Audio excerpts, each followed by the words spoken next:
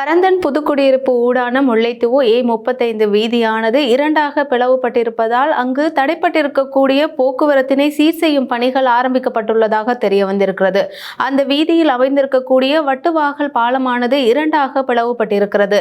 நாட்டில் நிலவிய சீரற்ற காலநிலை காரணமாக அதிகமாக மழை பெய்து அந்த நீர்மட்டம் உயர்ந்து இதனால் அந்த பாலமானது இரண்டாக பிளவுபட்டிருப்பதாக தெரிய வந்திருக்கிறது.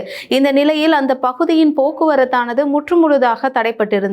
இவ்வாறான நிலையில் முல்லைத்தீவிற்கு பயணம் மேற்கொள்வோர் புதுக்குடியிருப்பு கோப்பாப்புலவு வழியினை மாற்று வழியாக பயன்படுத்துமாறு அறிவுறுத்தல் விடுக்கப்பட்டிருந்தது. இதன் அடிப்படையில் தற்போது பிளவுபட்டிருக்கக்கூடிய வட்டுவாகல் பாலத்தினை மீட்கும் நடவடிக்கைகள் மேற்கொள்ளப்பட்டு வருவதாகவும் அதனை சீர் செய்யும் பணிகள் மேற்கொள்ளப்பட்டு வருவதாகவும் இதன் அடிப்படையில் இன்று மாலை அந்த வீதியூடான போக்குவரத்து வழமைக்கு திரும்பலாம் என்று எதிர்பார்க்கப்படுவதாகவும் தெரிவிக்கப்பட்டிருக்கிறது. இந்த நிலையில் குறித்த வீதியானது சீர் செய்யப்பட்டு அதன் பிறகு அந்த வீதியில் பயணங்களை மேற்கொள்ளலாமா என்பது தொடர்பாக உத்தியோகபூர்வமாக அறிவிக்கப்படும் என்றும் தெரிவிக்கப்பட்டுள்ளது.